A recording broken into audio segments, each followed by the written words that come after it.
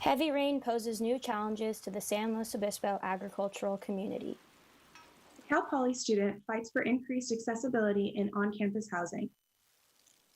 And the Center for Disease Control has published a new advisory that may affect you ahead of Sunday's big game. Broadcasting from Swanson Studios, you're watching Mustang News.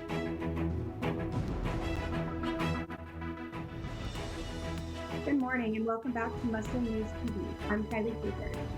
And I'm Haley Belcher, giving you the latest on local and campus news stories. Last week, the Central Coast received more rain than usual. A few members of the Agricultural Department spoke about the rain's implications for Cal Poly's farms. San Luis Obispo broke rainfall records last week after a storm hit the central Pacific coast with more than 17 inches of rain. Cal Poly's farms and agriculture on campus are dealing with the sudden large amount of water. Dairy science sophomore Hannah Mancebo, who takes care of cattle at Cal Poly, says that the rain adds a risk of slipping for a large hooved animal like a cow. One of the cows coming out of the milk parlor, she slipped in the foot bath and got stuck in there. So a bunch of the people who were working had to get her out of there, and we had a bunch of machines and lights shining in because it was dark. But it's definitely scary when one of them falls like that because they're such big animals, they can hurt themselves really bad. So that was definitely scary. In the San Luis Obispo community, horticulture junior Oliver Putnam speaks about how the weather has been affecting his family's farm in Morro Bay. I'd say it definitely depends on the amount of rain, of course. But we have like a full sprinkler setup going on time.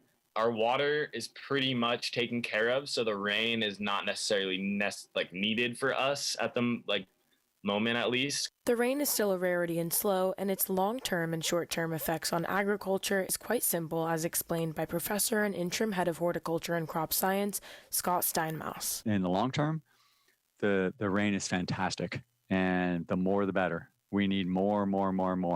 There's no ifs, ands, buts about it. But it's really just about how much we get and how fast we get it. That's where you start to get, issues like soil erosion. If you get too fast, where the runoff rate exceeds the percolation rate, the bottom line is that rainfall it solves that problem, because it pushes everything back out. Rain or shine, Cal Poly's farm life continues to thrive. Reporting for Mustang News on MNTV, this has been Mickey Dewberry and Catherine Lane. SLO is still expecting more rain in the coming weeks. Tune into the weather forecast after the break. A group of students is proposing changes to current and future housing projects on campus to increase accessibility for students with mobility issues. One of the main proposed changes is lowering the angle at which wheelchair ramps incline. While ramps on campus comply with ADA requirements, biology junior Jordan Nemick told Mustang News that many ramps on campus are still difficult to access for people with certain disabilities. Wheelchair ramps aren't necessarily just used for people in wheelchairs. It can also be people that have trouble walking or other disabilities like that. So just taking into account everybody's kind of unique problems with the ramps, making them less steep in general will just overall help everybody. The ADA mandates wheelchair ramps follow a 1:12 slope ratio, meaning that for every inch of vertical rise, there must be 12 horizontal inches. The proposal, which is being submitted through IHC, would commit the university to a general incline, though that exact ratio is still undetermined.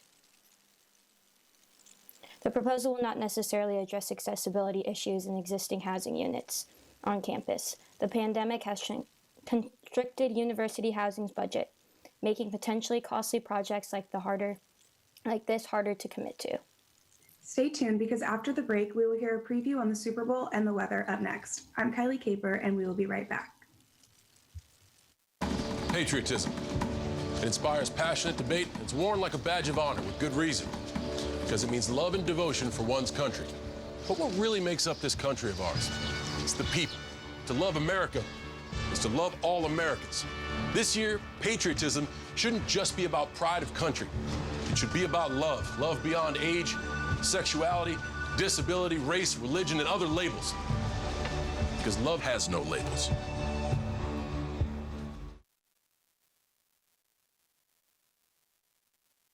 Titans go! When the Teen Titans go to the movies, they know the best way to travel is safely. Road trip! You know it's super. To keep your child safe, be sure to use the right car seat for their age and size. Exactly. Hollywood, here we come! The Atom has arrived! Have a seat, my dude. For more information on finding the right seat, visit nhtsa.gov/the right seat. Impressive. Brought to you by the National Highway Traffic Safety Administration and the Ad Council. I'll do it now.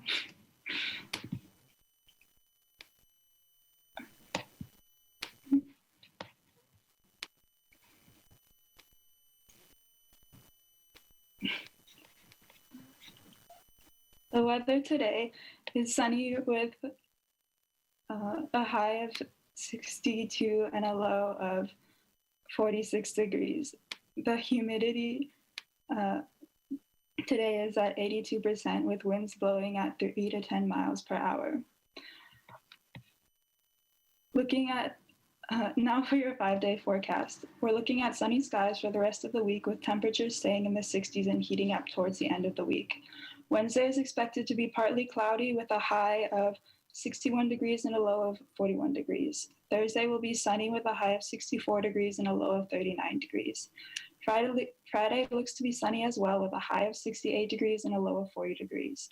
Going into the weekend, Saturday is looking to be sunny all day with a high of 68 degrees and a low of 44 degrees. Sunday will be partially cloudy with a high of 69 degrees and a low of 46 degrees. Now let's take a look at weather in the South County today.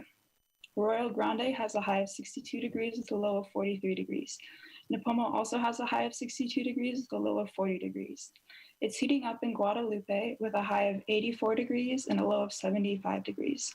In Santa Maria, we will see a high of 63 degrees and a low of 42 degrees. Further south in the county today, in Orcutt, we will see a high of 62 degrees with a low of 44 degrees. Lastly, down in Vandenberg today, temperatures will reach a high of 60 degrees and a low of 45 degrees. That's it for weather. Now here's Alex with sports. Thanks, Grace. As preparations begin in Tampa Bay for the Super Bowl, normally it would be time for party preparation all across the country. But this year, the Center for Disease Control is prepping football fans for a safe Sunday. The CDC recommends that the usual advisory be held against large gatherings. Also recommended was the use of noisemakers in lieu of cheering.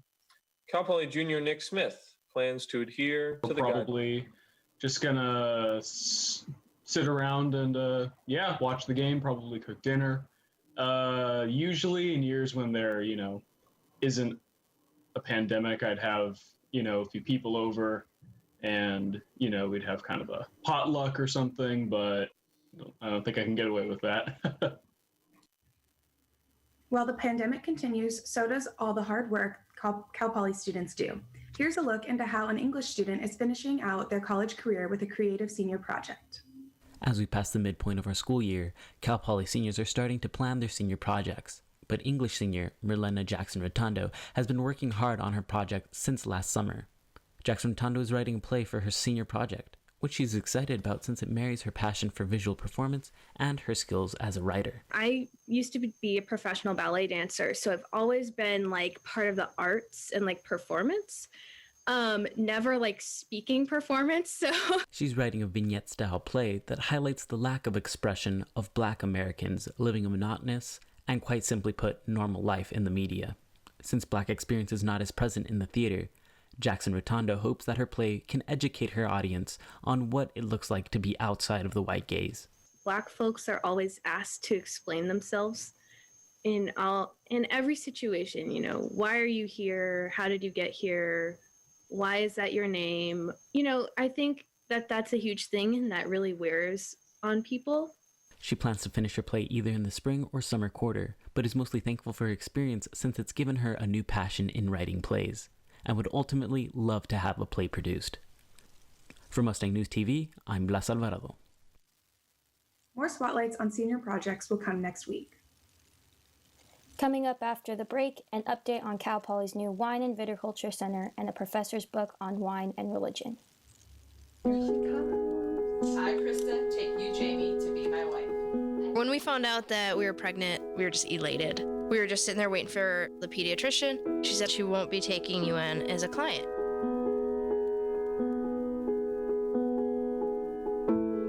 We are a lesbian couple, but she's just a baby. She's the one you're denying the service to.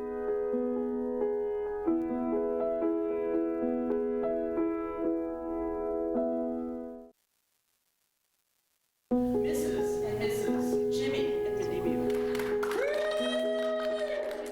I came from 5 generations of teachers.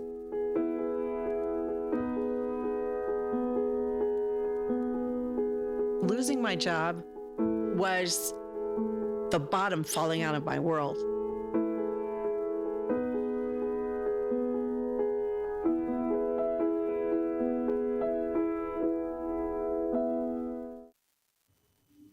After 15 years of planning, Cal Poly's Wine and Viticulture Center is expected to be finished in the fall of 2021.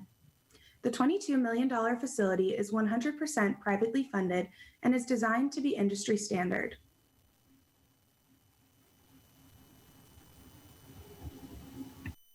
This typically, at the end of the day, is kind of a full circle because the demand for this project to start comes from industry. The center will be able to produce 5,000 cases of wine per harvest. However, according to Casa Asa, it is more likely that students will produce around 2,000 cases. Our students, they have the reputation to hit the industry knowing much of what is needed practically to make wine or to grow grapes or to be involved in the business of wine.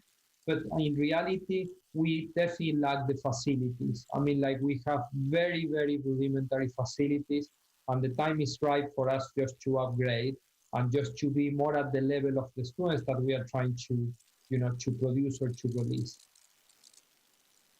Also in Y News, reporter Jerry Contreras talks to religious studies professor Stephen Lloyd Moffat about his new book on religion and wine.